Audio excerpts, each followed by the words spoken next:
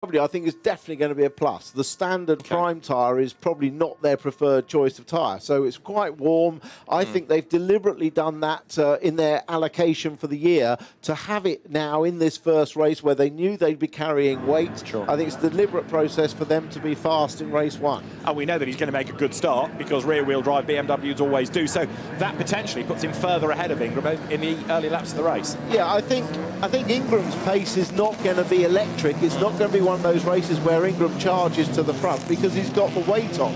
He may be fast, but he's not going to be lightning. So Colin will have to play that by ear. If he's all over the back of him and faster, we'll let him go. But Colin's going to get his head down, I'm sure. And crucially, as the point has been made, Colin is ahead anyway. So, first of all, Tom Ingram's got to get past him. Anything else is irrelevant until he's done that. The championship could be decided, unlikely as it is in this race, if Colin Turkington extends that margin of points by a further 11. But we'll worry about the race first and the points as we go along. Brett Smith starts the touring car race on pole position for the first time. Dan Cammish lines up alongside him at the front of the grid. Matt Neal will start third. Jack Goff is fourth on the grid. Another Honda fifth. It's that of Dan Lloyd. And then something else. It's a Vauxhall. It's Senna Proctor starting sixth. 7th and 8th, Sam Tordoff and Chris Smiley, ahead of Aidan Moffat and Ash Sutton, then Ricky Collard and Andrew Jordan to round out the top 12. 13th is Jason Plato ahead of Rob Austin, then Tom Chilton 15th with James Cole alongside. Colin Turkington starts 17th alongside Ollie Jackson. Tom Ingram starts 19th alongside Tom Oliphant. Mike Bushell is 21st. Adam Morgan a long way back, 22nd, struggling yesterday ahead of Josh Cook with a new engine, and Matt Simpson, who's had an engine change as well. Rory Butcher 25th alongside Stephen Jelly. Then it's Bobby Thompson struggling for pace mysteriously yesterday. He's ahead of Sam Smelt, Ethan Hamilton, Ollie Pidgley, and it's Josh Cagill who is going to be at the back of the grid. Round 28. 15 laps of action. It's the full Grand Prix circuit. It's a real driver's circuit. It's a real leveller as well, this. It seems to be good for all cars, really. And in terms of option tyre, the soft is carried by Brett Smith, Dan Cammish and Matt Neal right at the front. In terms of ballast, it is championship weight. So it's 75 kilos for Colin Turkington, 9 for Sam Tordoff, who is 10th in the championship. And you see across the graphic where the weight is peppered around the grid and where the option tyre is as well. So it's soft tyre and 75 kilos for Colin Turkington, starting 17th on the grid. So where to look in all of this? Inevitably, all eyes are going to be on the top two in the championship. You've also got the Independence title up for grabs, Tom Ingram versus Tom Chilton. And you've got, I know we keep saying it, this amazing season of 16 different winners. Brett Smith, pole, he's not had a win. Dan Cammish second, he's not had a win. There could be a 17th different winner in the next 25 minutes. I know. Boy, do those two guys on the front row want to win a race, because they're feeling like half the grid has done it apart from them. Everybody's looking at next year now, so important to get a win when you can. So this is a big test for both those two guys on the front. Old stager Matt Neal will watch everything that happens in front of him. He also obviously on the soft tyre, so there's top three on the soft tyre. The first car not on it is Jack Goff. So he could, we'll see what the balance of power is tyre-wise amongst those top Hondas. Indeed, so there you can see who's got what in terms of points. Remember as well, it's 20 points for a win. Points are scored in the top 15. You get a point for the fastest lap and a point for leading across the timing line. So there are effectively 22 points up for grabs in all of this, and the teams will be thinking about the points as much as drivers will be thinking about gaining places. So there's the race, there's the championship, and this is always why finals day in the British Touring Car Championship is just so good. Rarely do we have weather this good. Normally it's wet, it's dark, it's bleak, but the weather gods have smiled upon us for the championship showdown for 2018. Brett Smith lines up on pole position, and he is at the front of Honda Land, the top 5 on the grid, all Civics, current shape or old. Matt Simpson's Honda a long way back, but that had an engine change overnight, so he's hoping for better pace. And Chris Smiley, in fairness, was 6th, but he lost the lap time, which dropped him down to 8th. So it was just so Honda yesterday. It really was, and there's no real explanation for that, because they're different chassis, old and new, and different engines as well. So there's no real explanation other than it just happened that way. And different teams, and different amounts of experience from the drivers, and. There is Colin Turkington, and behind him is Tom Ingram. Is that the way it is going to be at the end of the day in the championship? Stay tuned, find out. We are set to go racing then. The first of our 3 races of the day. 15 laps of the Grand Prix circuit here at Brands Hatch, good to go. Pole position is Brett Smith. Dan Cammish lines up alongside him. The lights go red. Round 28 of the championship is go. Who makes the best start? Good getaway is made by Andrew Jordan and by Ricky Collard. Up the inside goes Matt Neal against Dan Cammish. He takes Jack Goff with him to the outside line, and breaking later is Cammish. Brett Smith leads then into Paddock Hill Bend for the first time. Turkington is still ahead of Ingram in midfield. They climb up towards Druids for the first time, and it's Brett Smith that leads the way as they break for the hairpin. Jack Goff up the inside of Matt Neal, fighting out for third. They're side by side. There's a Subaru off. I think that's Sutton. He was the first one of the 2. And he got involved with Chris Smiley, and there's drama going into Graham Hill Bend as well. Somebody's off the roadworks. It's 2 of the team hard cars that have got together. Mike Bushell is one and Bobby Thompson is another. And Bobby Thompson's going no further because he's got broken rear suspension. Tolling has gone. So Tordoff runs wide out of Surtees. But we've got cars then stranded, have we, limping back from Graham Hill Bend. The road is clear as you ride on board now with Tom Ingram trying to gain places. Crucially though, Ingram and Turkington have not got involved in any of that action. And Turkington is making progress further up the road, is he?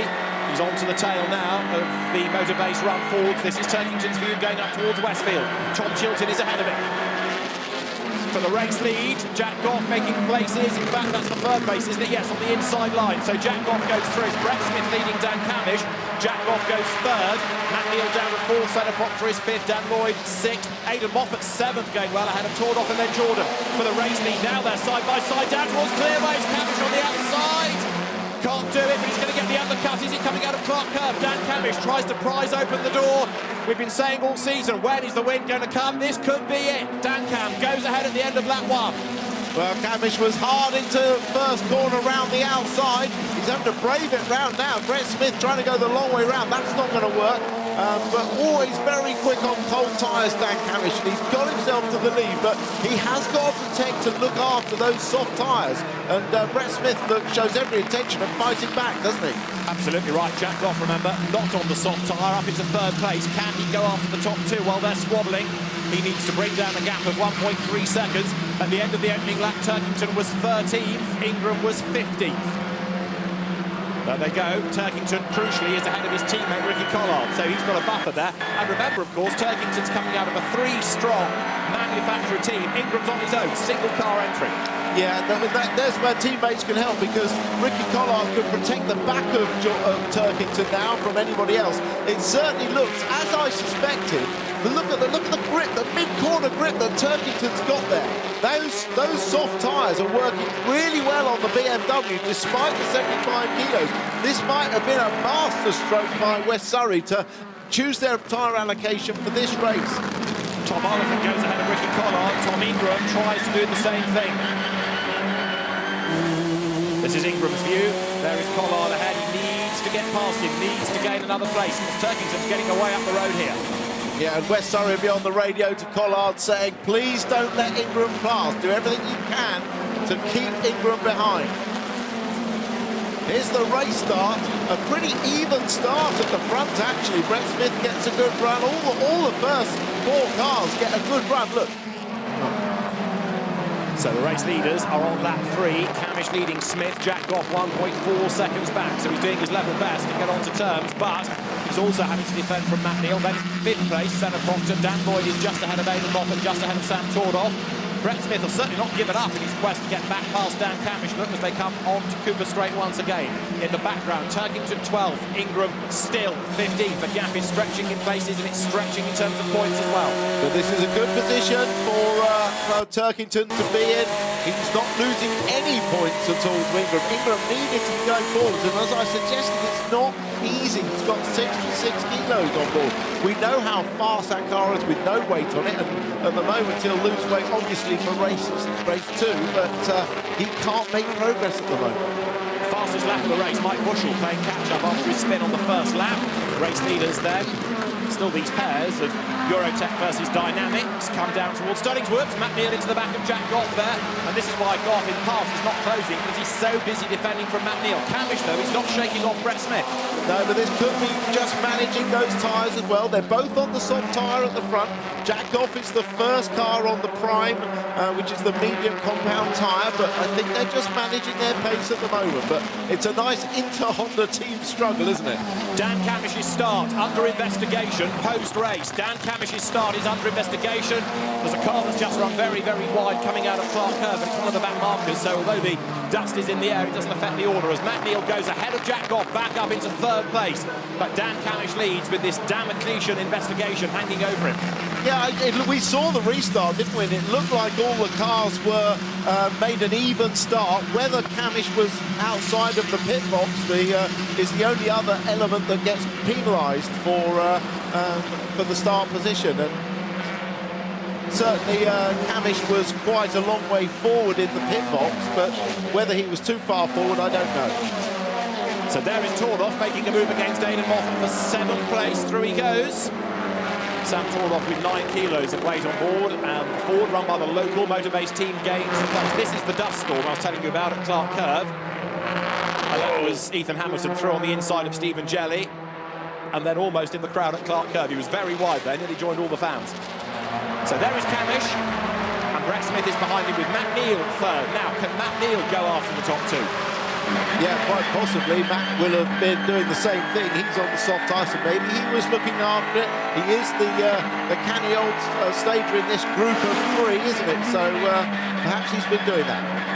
Out of Clark Curve comes Turkington. He's a bit stuck behind Chilton, but Ingram is still stuck as well behind Collard. So neither of them are making progress for the moment, but of course, crucially, Turkington is ahead, and that's bad news for Ingram. Yeah, Ingram is not gaining any points at all at the moment on Turkington. Turkington's in 12th and would gain 4 points for that, and Ingram in 15th would get just the 1, so the gap would stretch out, wouldn't it, by another 3 points. Yeah, indeed. This is Ingram's view, and he's certainly looking now as though he can get past Collard, if only there's a gap there. And Ricky Collard is not going to make life easy for obvious reasons. Now, Ingram might be able to challenge on the run towards 30s. Rob Austin's Alfa Romeo is behind. Does Ingram dive for the inside line there? Yes, he does. He gets up the inside. This is the view. The door is just about open, but now you've got this climb, and this is where the weight might hurt. Has Ingram done it? Let's see. They're still side by side. On the inside is the BMW. On the outside is the Toyota. Tom Ingram on the outside line is going to have to be really brave here coming into Hawthorne, and he can't do it. Collard goes back ahead. Yeah, Ingram knew he was going to come through and look to dive back up the inside on the run to Westfield. Now he's got his car in the right place on the inside, on the apex. He's going to go through as long as he doesn't let Rob Austin through both of them. He's done that nicely. Good moving by Ingram. He set that up nicely. There are the nervous faces. Mum and Nat can hardly watch. Lots of nail biting. And Tom Ingram has gained the place, so it puts him up into 14th. Big deal, you might say, but crucially, he's going forwards now. Here's the move. Yeah, he was up the inside. Collard gave him a bit of room. He ran a little bit wide because of his entry speed. Nearly let Austin through, but he was there in the end. In the meantime, Neal is catching the 2 leaders. Absolutely. Neal is definitely catching them. He's just done the fastest lap of the race, and he's taken half a second out on that lap alone. So you're absolutely right. He's closing on Smith, and Dan Cammish leads the way. We're getting driving standards flags shown as well for the likes of Josh Cahill and also for Ricky Collard, the track limits. So currently we're working lap 6 of 15. And where is Colin Turkington? He is 12th. Ingram is in 14th. Matt Neal, of course, has scored 2 victories already for the new Honda Integra Type R, Honda Civic Type R FK8 model, but Dan Cammish yet to see the top step. Could it come in this race? There is the battle raging on lower down between Dan Lloyd and Sam Tordoff now. It's a very Yorkshire battle, this, and it's for 6th place. The BTC Norlin Honda ahead of the Motorbase Ford, and then the Laser Tools Racing Mercedes of Aidan Moffat is right there as well, with Andrew Jordan in 9th place. So Jordan is ahead of Turkington. Might he be asked to sacrifice that? He might be, but we'll have to see what happens. Different sponsors on the cars mean different loyalties, don't they? True enough, yes. Same team, but... Yes, I think I know where my loyalties would lie in that situation. It's with your paymasters. Indeed so. Out of Clark Curve comes Dan Lloyd, then winner at Croft. Tordoff is behind him, then Moffat and Andrew Jordan closing up as well. Matt Neal then, the fastest man on the circuit, inching up onto the back of Brett Smith. He's only 8 tenths adrift now, so it won't be long before it's a three-way fight for the race lead. Yeah, I quite often say Integra when I'm looking at that new FK8 Honda Civic, because it's got that long, low shape to it. It often reminds me of the orange Halfords Honda. Out of Graham Hill Bend comes Dan Camish, the race leader. The margin 7 tenths, but there is Matt Neal, look, almost with them. Jack Goff dropping away a bit, isn't he, in 4th place? He has got weight, but only 21 kilos. However, he's not running the softer tyre.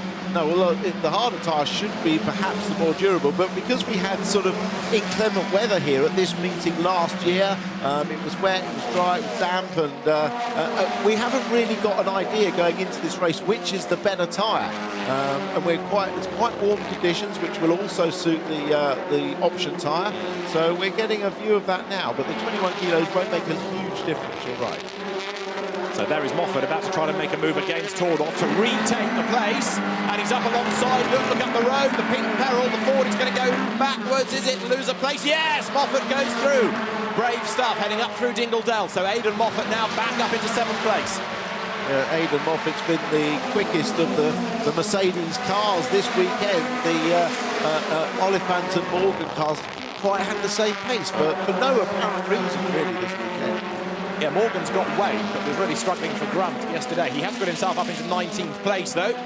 Don't forget, there's also Dunlop's Forever Forward competition to factor in as well for places gained from your grid to your finishing position. Looking back from Adam Morgan's car, he comes over the timing line now in 19th, and that's Matt Simpson behind him. Now up front, Turkington still 12th, Ingram is still 14th, and there's nearly 3 seconds between the two as well. Not just cars, but there's quite a chunk of time. Looking back from Tom Chilton's Ford, there is Turkington behind him. Turkington just driving a patient race. Now he's got himself into that position. He's not going to take any chances with Chilton or with Cole in front of him. But he has got some attention behind him now because Oliphant's catching up from back of him. And he wants the best result for himself. He's got no loyalties in all of this, so he might well come up and try and gain that place. There in the meantime is the Moffat-Tordoff battle. It continues with now Moffat having to go defensive. Jordan is closing, taking James Cole with him. James Cole running in 10th place, going pretty nicely here. Yeah, a little bit of a mistake from Tordoff, ran wide and just opened the door.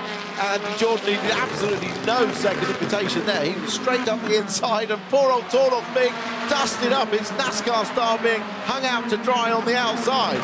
And while he's doing all of that, people are trying to find a way through. Colin Turkington is in that battle pack, and he doesn't want to get involved in any strife at all. He's on the back of Chilton. Chilton is on the tail of Tordoff, but Turkington is very much under attack now from Tom Oliphant. Yeah, I mean, he could afford to let Oliphant through if he wanted to, but he's sticking very close to the bumper of Chilton, isn't he? Here are the race leaders carrying on the squabble for now 3rd and 4th, 2nd and 3rd. Apologies, Matt Neal goes through. He goes ahead of Brett Smith, so that puts Matt Neal up into 2nd spot. So it's a Halford Yuasa Racing 1-2. Can Matt Neal get himself onto terms with Camish? And is he going to then fight for the race win? Dan Camish leading now by effectively 8 tenths of a second.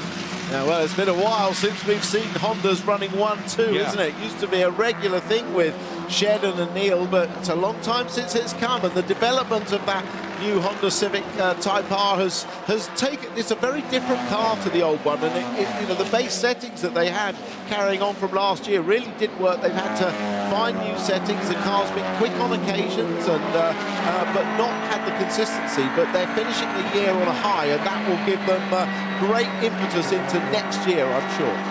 Indeed so. Incidentally, think back to the opening lap of the race, we saw a Subaru running off the road. It was Ash Sutton. He's a retirement, so also with the damage, Bobby Thompson from a separate moment, a corner later.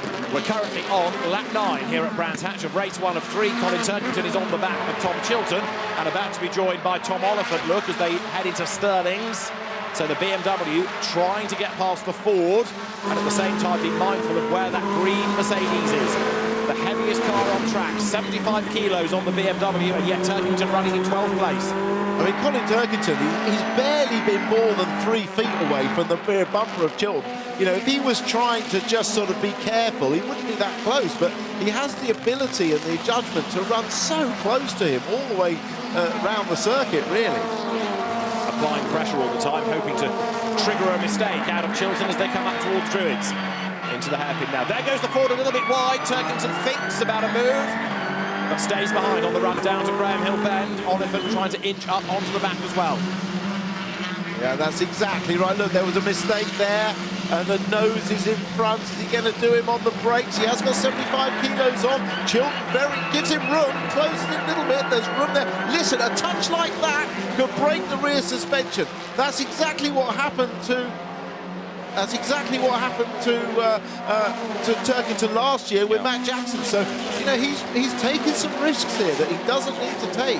Happened to Andrew Jordan, if you remember, on finals day in race 2, and a spinning Aaron Smith collected him. So yes, Turkington and Chilton make contact, but they survive. The places do not trade. Chilton stays ahead. Tom Oliphant is almost there with them, and Tom Ingram shouting, "Wait for me," because he is 1.8 seconds back. Delayed early on, of course, trying to get through the traffic. Yeah, you know, I mean, I was anxious then when I saw that little bit of contact. We know that just the wrong angle of contact can break a suspension joint.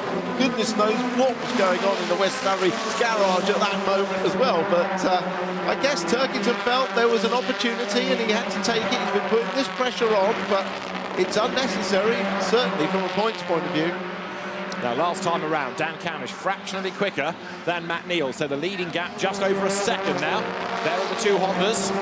Is this going to be a Dan Cam win? Could this be the 17th different winner of this extraordinary championship year? We're talking about 17 different winners potentially, bearing in mind that the championship leader has only had the one victory, but Colin Turkington has been so good at banking points when he has needed to. And there he is on the tail of the second of the yellow Fords. The Motorbase team has got itself together there with now James Cole, of course, ahead of Sam Tordoff. Turkington doesn't try the inside line this time, but he gets a good exit from the corner. Yeah, but this is exactly where the weight hurts you, coming out of the slow corner, all the way down this long straight. Look how he's being left. That's the effect of 75 kilos for you. And 66 kilos for Tom Ingram. He is still trying to play catch-up. Now, remember the contact. Let's have a look at that move. To the inside into Surtees comes Turkington. Chilton was a bit wide. There was an opportunity. Turkington gets up the inside, but look, it just touched there. That was where I was worried about it. That was that side-to-side contact, and certainly Turkington was taking big risks there. And he's still on the tail of the Ford, the lighter Ford under attack. Here is Dan Camish, the race leader. This will now put 11 laps in the book. Over he goes over the timing line with a second in hand over Matt Neal. Third is Brett Smith and fourth is Jack Goff. Senna Proctor still running in fifth spot. Then it is Lloyd, Moffat, Jordan is 8th, Cole is 9th and Tordoff 10th. 11th is Chilton, 12th Turkington, 13th Oliphant, 14th is Tom Ingram. I think actually Matt Neal would be very happy to see Dan Camish win a race. I think they've built up a very good relationship in a fairly short period of time this year, and Matt's had quite a parental, almost mentoring influence over Dan, giving him a lot of experience and a lot of guidance this year, and I think he'd be quite pleased to see Dan get that win, and that would certainly relax Dan going forwards. And he'd be all smiles in an interview with Louise, which is something that I know she's eager for. So there are the leaders. So it's a 1-2 for Halford Tuasa Racing. It's a 3-4 for Eurotech. Now Jack Goff, all of a sudden, is right onto the back of Brett Smith. He was lagging back a few laps ago, but now he's caught right up. We're on that 12 of 15. And he's going to think about making a move before long, surely. And you know what, Senna Proctor, we haven't mentioned him really all race, but he's there in a fine fifth position, just behind these two. He's driven a great race. He qualified exceptionally well. At one point, he was quickest, wasn't he, in qualifying? And he's really been on it this weekend. So great race by Senna Proctor so far. Last year's Jack Sears Trophy champion, winner here on the Indy circuit in that wet dry race at the start of the season. The leaders are about to come through now to start lap 13. And is the gap coming down? Let's see. Yes, it is. It's down to 0.7 of a second. 3/10 quicker is Matt Neal. He might be pleased to see Dan Camish win, but he'd be very pleased if he were to win. Yeah, it's certainly interesting to see how this plays out, but no pressure from behind. I know Goff would definitely like to get that podium. He's anxious to finish this year on a high. He's had highs and lows, Jack Goff. You know, been a race winner, but then at other tracks been had poor results. But he certainly wants to finish the year on a high. And Turkington is still there in 12th place. Look, coming down towards Graham Hill Bend, extending the advantage in the championship, suggesting it could be done in race 2 now, unless something untoward happens before the end of this race that suddenly puts Ingram ahead of him. But They're so far down within that top 15 anyway, that even if Ingram were to get ahead, he wouldn't pull back many points. So it's certainly making life easier for Turkington going into race 2. Yeah, well, Ingram's going to have a very light car in race 2, isn't he? He's really going to fly with little or no weight on it. So we'll watch race 2 with interest, see where Ingram can get up to. But at the moment, Turkington's in the pound seat. He's got no pressure from behind. Oliphant's dropped away from him a little bit. So I think he'll just run out these last laps. There goes Ingram. This is Turkington's view up towards Stirling's. Still Tom Chilton ahead. Don't forget, Chilton is trying to outscore Ingram for the Independence crown. It was Ingram that won it last year with Speedworks. They're leading it again as here to now complete lap 13. 2 to go over the line. It is Cammish to Neal. The gap is less than ever. It's down to 0.466 of a second. Yeah, it's just managing the gap, I think. They're just managing the gap. They've got no pressure from behind, so I think they're just managing it. Matt Neal has done the fastest lap of the race earlier on in his efforts to play catch-up. And they're pouring through Paddock Hill Bend. You see the bottom end of the top dozen, 12 being Turkington. Now how's the Eurotech into Nissan battle getting on? It's still Brett Smith ahead of Jack Goff, but Senna Proctor is catching them. Yeah, he was a little bit quicker, wasn't he, on that last lap? So he's getting there. There could still be some movement for that final podium position. The race leaders then are on to lap number 14, 1 to run at the end of this in round 28 of the British Touring Car Championship. Turkington again thinks about the attack here on Tom Chilton, and again the weight hurts coming out of Surtees onto the Grand Prix loop, down now towards Hawthorne, drop down and then you climb and turn at the same time into the right-hander here. Chilton skimming the curb and the grass on the inside. Ingram is catching up to Oliphant, but I fear he's going to run out of time. By the time he's caught him, there won't be the time left in which to challenge for position. Interesting as well, the way that Oliphant has dropped away again from the BMW, even though he's lighter. Yeah, he is lighter, but certainly not got the race pace. Don't forget, 1 lap pace in qualifying, a little bit different. This circuit is not known to be particularly aggressive on tyres, and in fact, in terms of drop-off on tyre performance, well, we've seen about a second drop-off, 9/10 of a second, so not particularly huge, but of course, if you haven't got the balance in the car, you're not going to be as quick at the end of the race as at the beginning.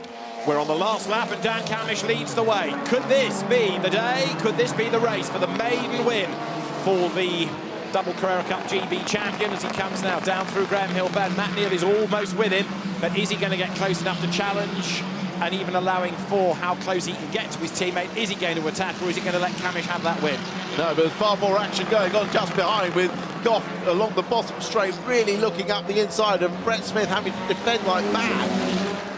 So there is Cammish starting this lap. The gap was less than ever, 0.354 of a second. Jack Goff thinks about the inside line.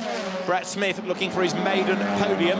So is he going to be able to find a way through here? Let's see. Jack Goff attacking. And he looks to the inside as they come up now towards Westfield. But Brett Smith's doing a good job of defending here. He is actually. It shows they want it badly, doesn't it? Brett Smith wants that podium. Up towards Sheen Curve they come. But ahead of them, it is still up front, Dan Cammish and then Matt Neal in second spot. Here's the fight for third. But it's going to be a Halfa Tuasa Racing 1-2, and we have not said that for a long, long time. Underneath the bridge they come, and now then down towards Clark Curve. There is the Eurotech fight, but it is going to be a 17th different winner of this extraordinary season, because Dan Cammish wins at Brands Hatch. Dan Cammish wins round 28 of the British Touring Car Championship. Matt Neal is second. Brett Smith takes a maiden podium for third. And then look back, because here you're on board with Colin Turkington, and now he's staring at the back of Sam Tordoff. So what's happened on the last lap as they come across the line? Chilton got 9th ahead of James Cole. Tordoff down to 11th, Turkington 12th, and Ingram 14th, and Ethan Hamilton with a puncture by the look of it. Look at the left front, he's in the gravel. Yeah, definitely. And a situation championship-wise is that Turkington will extend that lead by a few points, so that's 1 race down, another 2 to go, but with the weight reduced in Ingram's car, he's going to fly in race 2. But a great reward for Dan Cammish to win his first touring car race. He's been in this support race paddock throughout his career, and this championship means an awful lot to him. So to get that win, look at it, look, he's shaking his fist. It means a huge amount to him. So there, Dan Cammish then takes his first victory of the season, and a 1-2 result for Halford Duata Racing, as we've been saying, is something that we have not had for a long, long time. But the team is absolutely delighted with that. Barry Plowman there, with the grey hair on the pit wall, congratulating all the engineers. And Dan Cammish and Matt Neal take first and second. Brett Smith and Jack Goff third and fourth for Eurotech, and Brett and Dad Jeff will be very pleased with that podium result as well. Yep, and a Neil Brown engine 1, 2, 3, 4 in that order. So fantastic result for them. So Dan Cammish, great drive that. Had to battle his way into the lead, and didn't put a wheel wrong, did he? So well, still got that start line there is that, to yeah. be looked at. Hopefully that will just be looked at and forgotten about. It'd be a shame to lose the result for a small error, perhaps. Yeah, especially after a post-race investigation. But it's been a long time coming, this win. Of course, Dan, with a good CV, coming into one of the top teams in the championship, much was expected. Maybe we expected too much too soon. There is Colin Turkington looking rather emotional as he realises that he's got another step closer to the championship here. Another huge stand. So what a day.